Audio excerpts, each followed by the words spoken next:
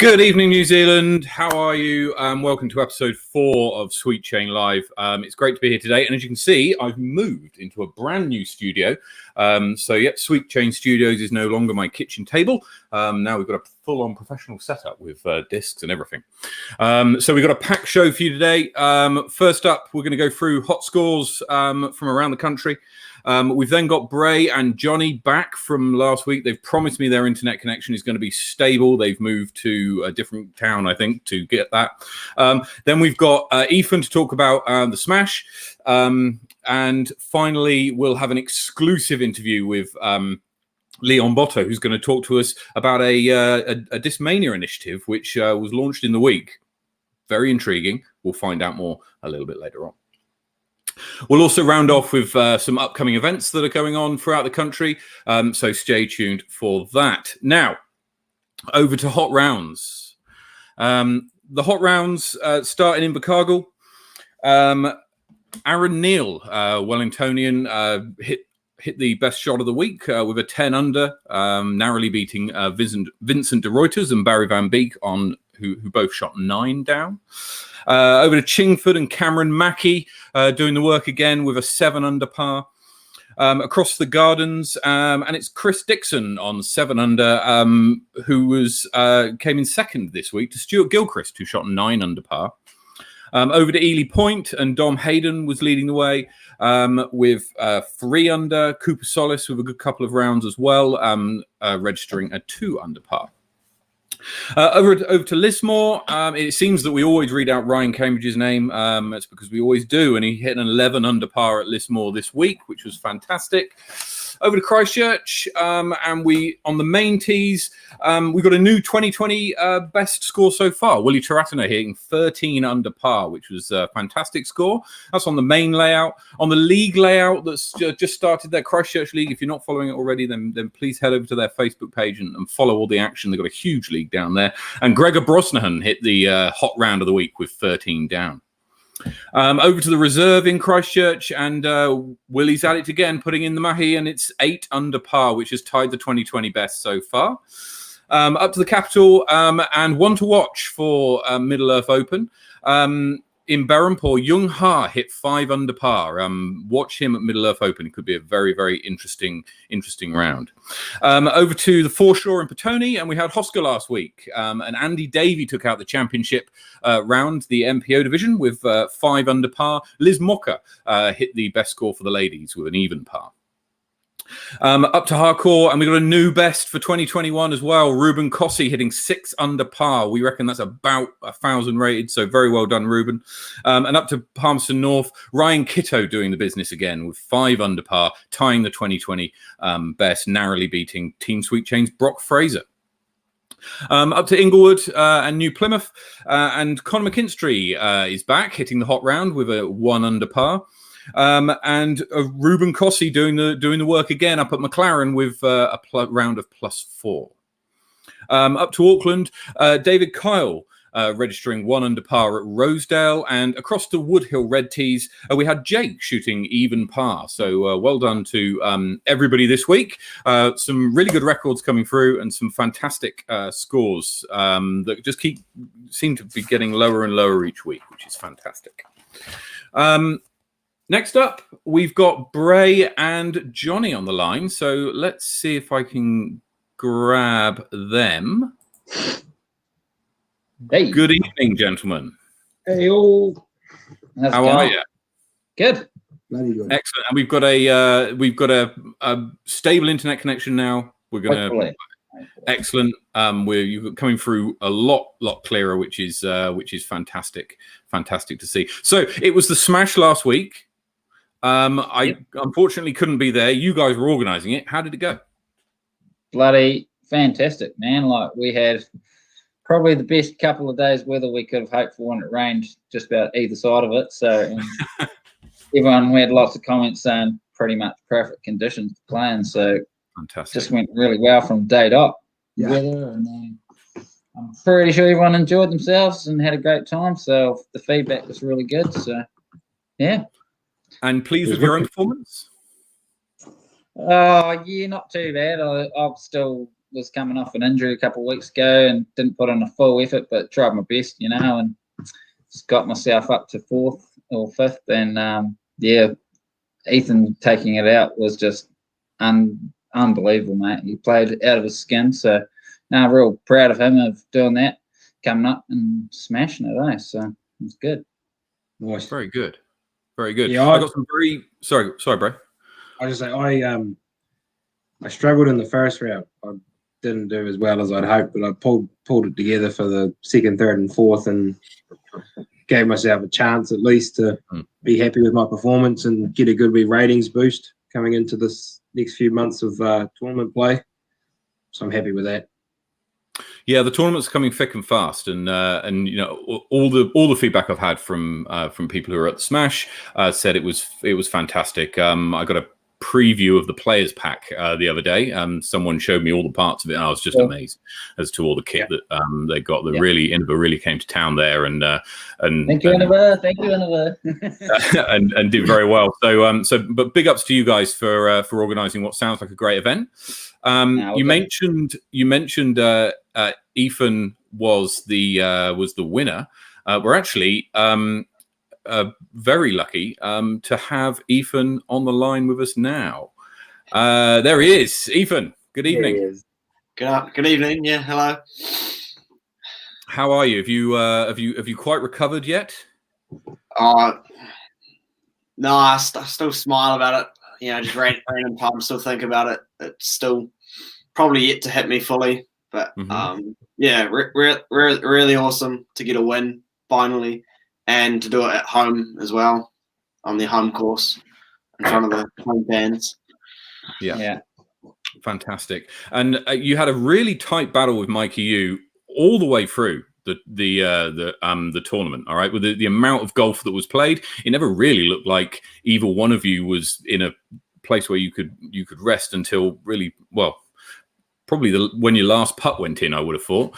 Tell us about that battle and what you've taken out of it. Oh, it was a very, very close battle, and after 2 rounds, I was leading by 4. I had 4 on Mikey and 5 on my brother, and I knew going into Sunday that neither of those two were gonna let me win easily. And Jonny was still in the mix as well at that stage. I knew it wasn't going to be easy, but I didn't really put any pressure on myself on the Sunday. I just wanted to come out and shoot clean the first round and see what happened after that. And I managed to tie Mikey for the round, and Levi as well. We all shot 8 down, which officially got bumped up to 1,000. Impressive. Yeah, I was pretty stoked. But that entire round, I felt like Mikey was outplaying me, and I walked off the course with the same score as him. So I was stoked to not lose any, going into the 4th round. But I still had a solid round myself, but it just felt like Mikey was outplaying me. But I managed to pick up a couple of strokes in the last few holes, and then it left me into a 4-stroke lead. But yeah, the final round didn't start so good. Jonny can attest to that.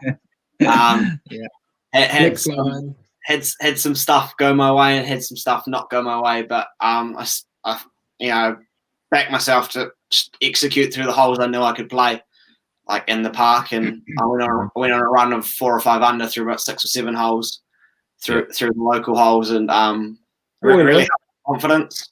And going out into the last 7 holes, I had 5 shots on Mikey.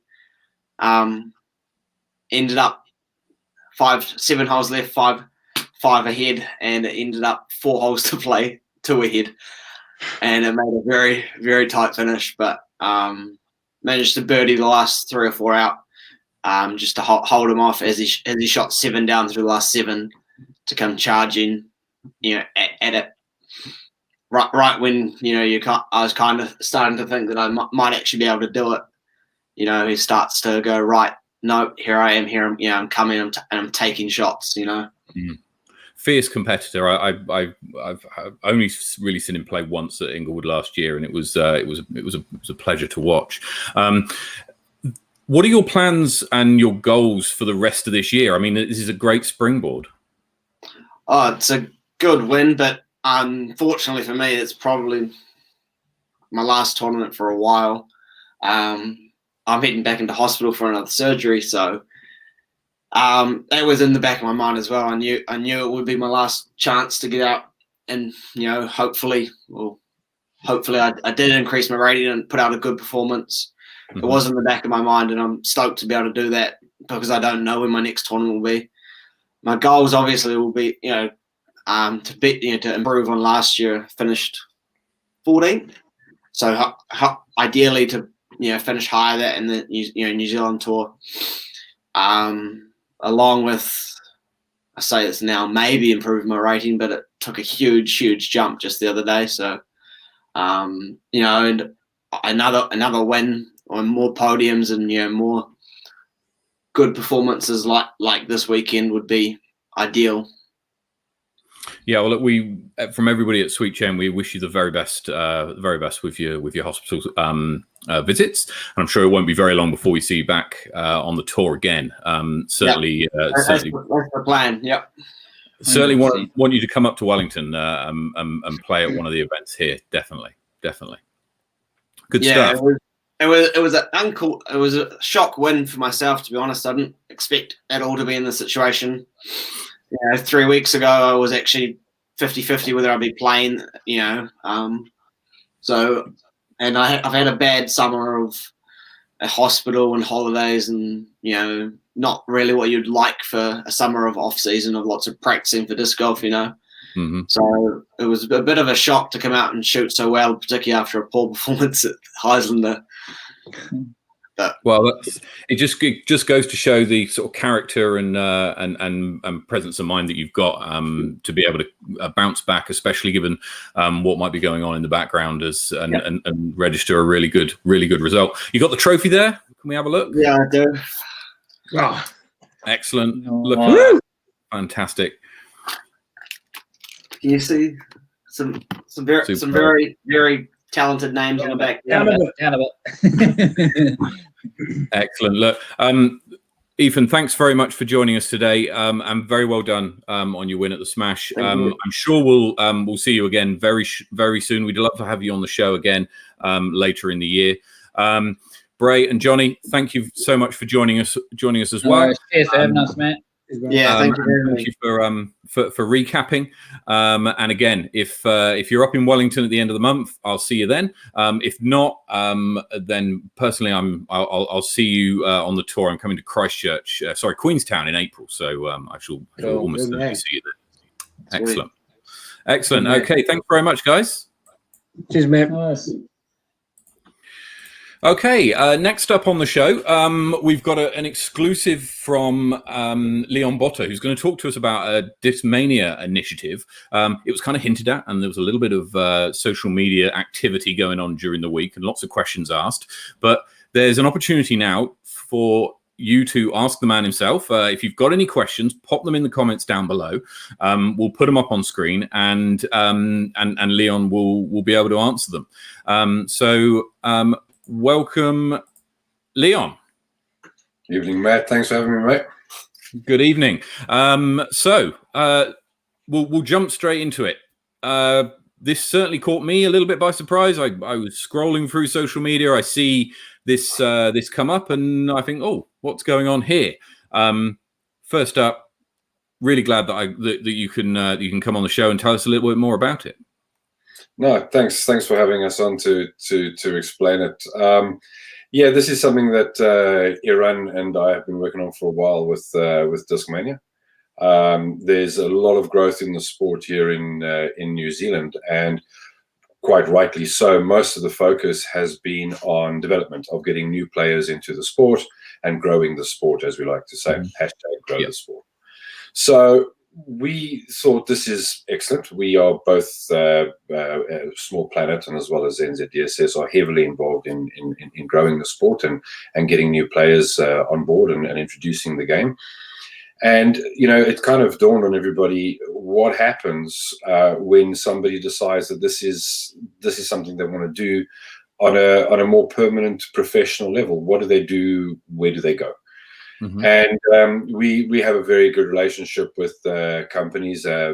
Obviously, Discmania is a main one. And we've been chatting with them on and off over the last 6 or so months. And, they are like-minded and decided that this was definitely a good way to go in order to give disc golfers a clear path to become a professional disc golfer. So it's not an easy thing. Professional disc golfers have never had it easy. They've kind of always been on Skid Row and dependent on living hand to mouth and traveling around. And you've got literally thousands, if not hundreds of thousands of players around the world that are trying to get noticed to be a sponsor, to follow their dream and to be a professional disc golfer. And with Discmania, we are able to make that a reality and a possibility here in New Zealand. So how does this work? What's the deal? Because there was some details that were online. If people didn't have a chance to follow the link or have been busy or whatever, what's this all about? What are some of the details? So basically, the world of professional sport has changed. It's no longer just all about winning. It's about representation. It's about who you are as an individual. The advent of social media is paramount to brand representation. So, Eagle McMahon did an interview last week with the disc golf guy, and he there very, very specifically talks about being able to brand yourself and having a social media presence so that people can get to know you. And so obviously these are the things that they have developed over the years in partnership with their sponsors and have become quite proficient at it.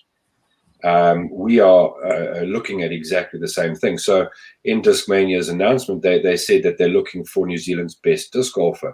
A lot of questions that I've received over that is, well, what does my score need to be? And it's not entirely about that. It's about who are you? How do you represent yourself in disc golf?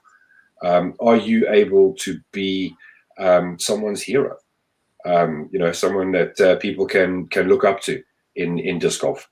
Can you put your best foot forward, both out on the course and on social media, and build your own brand? So that's kind of where we're going with that. And if people are interested, what do they need to do? So what they need to do is they need to send us an email to discmania.nzdss@gmail.com. They'll need to give us things like their name, their age, where they live, PDGA number, and of course a little bit about themselves, as well as a profile picture. They can find all the details on the NZDSS page. But I think what I need to stress out there is that what we are trying to achieve is to find players that are committed. So the format for this is that we will ultimately choose 10 players for the 2021 season to play on the national tour, to play at their home competitions, and show us who they are. Show us what you can do on social media. Show us what you can do on the course. We will give you Discmania shirts to wear. The whole idea behind that is that when companies like Flexline Media get up there and they are doing the video of the tournament, as we had done at the Southern Smash, that you are noticed. Discmania wants to see you. They want to see you on video. They want to see you in photographs. They want to see you on social media, and that way it's easily identifiable as to who's a Discmania player and who is just another random disc golfer out on the course. So you will be required to play in those Discmania shirts and show us your commitment, show us who you are.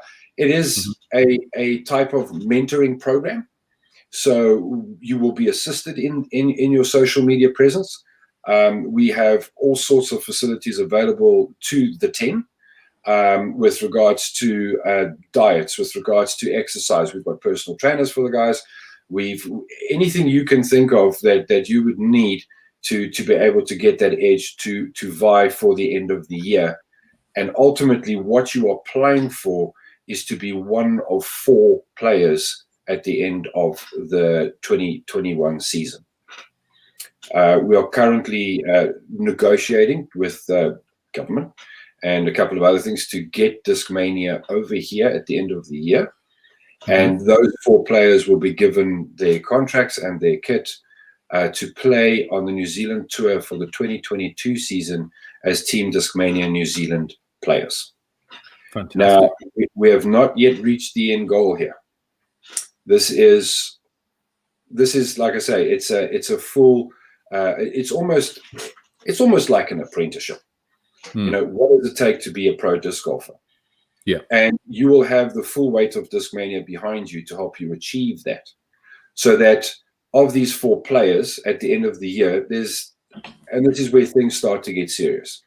NZDSS is putting up $2,000 for these 4 players at the end of the year to divide up amongst themselves. So that's $500 a head just for being selected as one of the 4 to be on Discmania in New Zealand. Discmania will provide you with all the gear you need, bag, discs, clothing, you name it, as well as an international social presence. And they will follow you intently, and you will be mentioned on their social media platforms. And of course, the Discmania players that are current have an interest in what is going on this side in New Zealand. So it's a very, very prestigious thing. But there is more.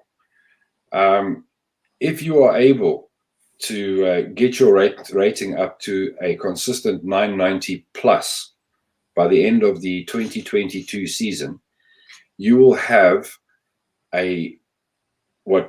less than 0.1% of the disc golfing population have, and that is the chance to stand in front of Discmania and potentially pick up a full professional sponsorship. And that's what we are offering. We're offering you a clear path to put you square in front of one of the biggest disc golf companies in the world and have them look you up and down, having watched you for 2 years, experienced you, and seen what you can bring to the table. And who knows? You could quit your day job. This is fantastic news. I mean, and this can apply for anybody, right? So we're not talking about, you don't need to be like Ethan, for example, winning tournaments. You can be somebody who's recently even just taken up the sport. You can be of any age. You can be a male or female. And Correct. If you've got a social media presence which you can push forward, and it fits in with the with the way in which Discmania want to be portrayed, and you can hold yourself respectfully on the course, then this could be for you, right? This could definitely be for you. And like I said, there are a lot of perks. The first year is going to be rough. You've got to get out on the tour. Apart from getting a couple of shirts, and we might throw in a few other things, you're on your own with us. Giving you all the moral support, all the advice, and all the coaching that you need to achieve your goal to be one of the 4. So that's the hard yards. Once you hit the 4, things change. You don't pay for tournaments anymore. We do. So your tournament fees are covered. For all the national events that you're going to participate in, which you would be expected to participate in, we will also cover your accommodation. So, it's time to get serious about disc golf and offer an avenue for players to take their game to the next level. And I'm so proud and so stoked that Discmania has seen the value of this. They do a similar program in the States, but obviously with COVID and everything else, it's all come to a grinding halt. Now we can actually do this. Now we can keep on with it and continue the talent search, and they will be doing this on a worldwide level at some point. So they're starting with us, and they're saying, "Let's go. Let's see what talent we can find around the world." They would love to find themselves another Simon Lizotte. Yeah, and they could be watching this podcast right now, and in 2 years' time of putting in some hard work with the support that you mentioned you're going to give them. There's every chance that can happen, right? Every chance. Oh, absolutely, and this is the exciting thing about it. This is not something to be taken lightly. There's been months of conversations and negotiations with Discmania to be able to provide this level of support to a golfer that has higher aspirations for his disc golf. It's not going to be easy. I'm not going to kid you, but it's not meant to be easy. We want dedicated people, And again, don't get hung up on your current rating. Don't get hung up on how well obviously you've got to be a relatively decent player. But I mean, Simon Lozata said quite often he would rather come 10th in a competition and have 500 people see it, or rather he would rather have a flog that goes out and have a couple of 100,000 people see it than come first in a competition and have 500 people see it. It's all about the more people that see you, the better that gets the branding out there. This year is about branding yourself. Mm-hmm. I'll tell you what I really like about this, actually, and you've touched on it previously, and that was there's been a lot of focus from a lot of people in the disc golf community in New Zealand about growing the sport, #grow the sport, right? And so a lot of new players, certainly I've seen them at all the courses in Wellington. I've seen a lot of new players come in and join what I'm going to describe as the beginner end of the spectrum, if you like. What I like about this is it's stretching the elite end to make that breadth of disc golf a lot wider, and to show a path where somebody new coming into the sport, especially somebody young, might be going, oh, actually, look, there is a way that I can get to one of these big names that I see on Jomez or I see elsewhere. So I think that for me is the bit that really is the benefit to New Zealand disc golf. Absolutely. And I mean, again, just to answer some questions that are coming through, if you're currently a sponsored player, this is not a problem. This is something that, I mean, we've got players on the NZDSS team that want to apply for this, which is also a reason, by the way, we don't select the players. Discmania does. So just to clarify that one. But, we're happy for them. We want them to apply. We want them to move on. Iran from Spain has done the same. We've had people from his team apply, and we've got the same sentiment. We want to see our team players progress. We want to see. I think for me, the happiest day would be to say goodbye to one of my team members as they move up the ladder to pro sport. I think isn't that why we sponsor them in the first place, other than the obvious branding? But I mean, it's more than just the branding. Yeah, the branding to us is a secondary thing. It's about helping them and supporting them get to where they need to or want to go. And I think that is so important. So important. Yeah, totally agree. We've had a question come through from Sioli. I've just put it up on the screen there. When will the 10 players expect to be announced? So midnight on the 22nd of February, applications close. And the 10 players will be announced at the end of February. End of February, so not very long actually. This is going to get done pretty quick. Yep. Look, Discmania don't play. These guys this is serious business. They know everything. I mean, they have been over our tour schedule. They've been over our tour players. They even knew what my rating was and what I've accomplished in disc golf as a golfer, not even as a businessman, but as a golfer. They knew Iran. They knew what rating he was at, and that he hasn't played, and that so they know everything about New Zealand disc golf. What they're interested in is who's coming, who's serious, who can we look at. So they are ahead of the 8 ball, that's for sure. Excellent. And look, so just run through those dates again. You've got the closing date is the midnight of the 22nd. So you've still midnight of the 22nd. 10 days. Yep. Midnight of the 22nd. And then the announcement we made at the end of February. Correct. We've got another question from Patricio. No age limit. Any age can apply, male or female, however you identify, everybody is welcome. It is about who are you. Yeah. That's what's important. Who are you? And because that is the brand that we are looking for. If you can represent yourself properly and professionally, then you can represent a company. You can represent a brand. Mm-hmm. Another question from Elliot. Are they looking for ready-made players only, or are they interested in emerging talent? Well, emerging talent is definitely of interest. We would then look at their current social media statuses and see where they are with regards to that. In talking to Discmania, they said that absolutely that they would entertain doing something like that. There are a few naturals out there. A perfect example is one of our new signings to the DSS team, Isaac Howard. Isaac was a recreational player. He was great around town. He played really, really, really well, but no PDGA, no rating. He was just a natural. And everybody said, well, we'll see how he does in a tournament.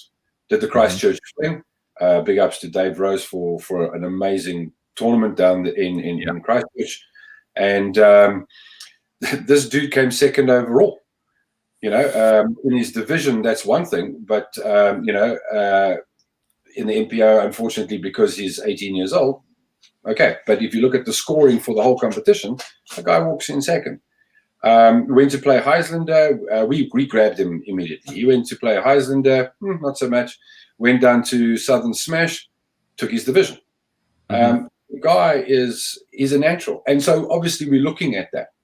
But social media presence will then come into play, and how do you represent yourself? So what you post on Facebook, what you tell your mates on Facebook, this becomes important. Yeah. If you kick the dog at the supermarket and it gets onto YouTube, that's not a smart thing. Yeah. So this is what we're talking about. This is the age that we now live in. Yeah.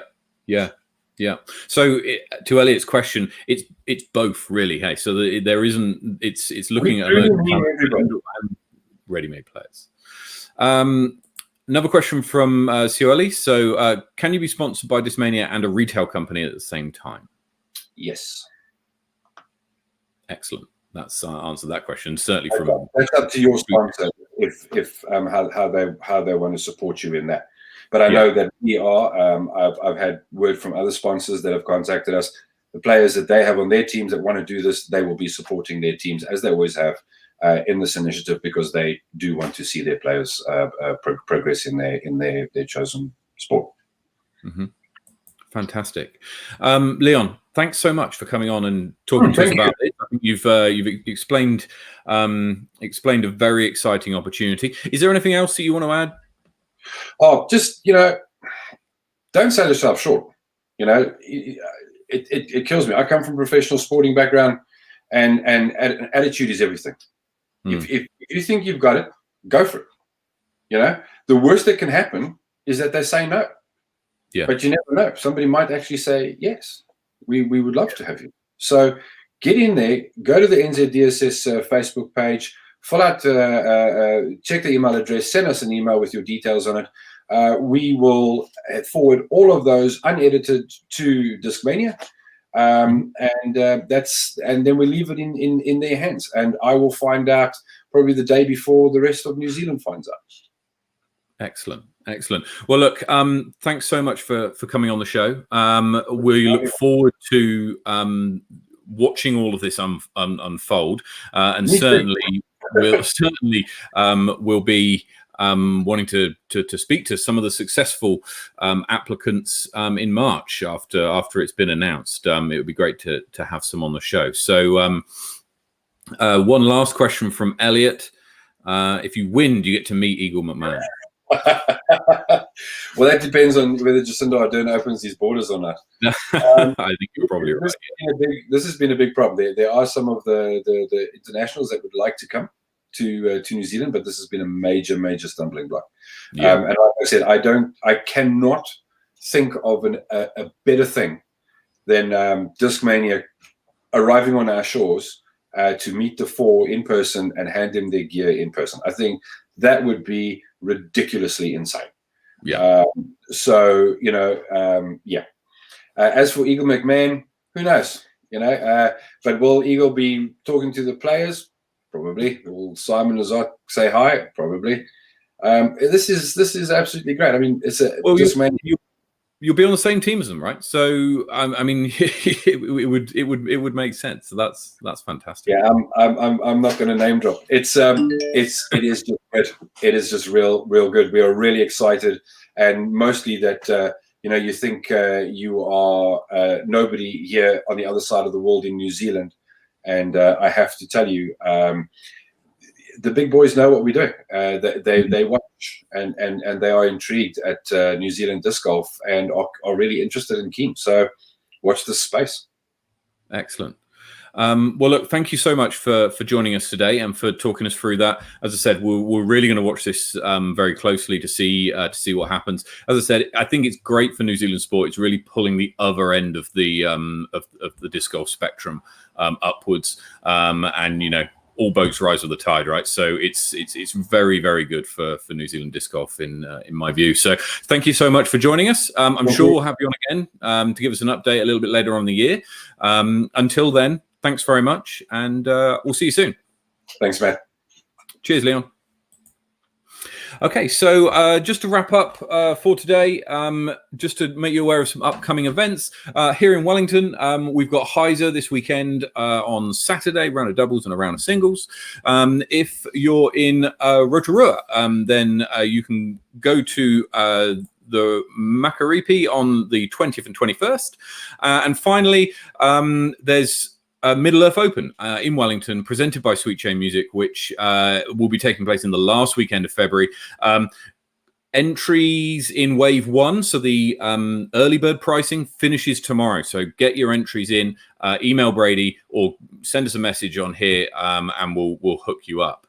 And it'd be great to see as many people as we can in the capital. I know we've got a great course to show off that's not been on the New Zealand tour before, so it'd be a good challenge for certainly a lot of South Islanders. So thank you so much for all my guests for coming on today. We'll see you again next Thursday live at 9. Take it easy.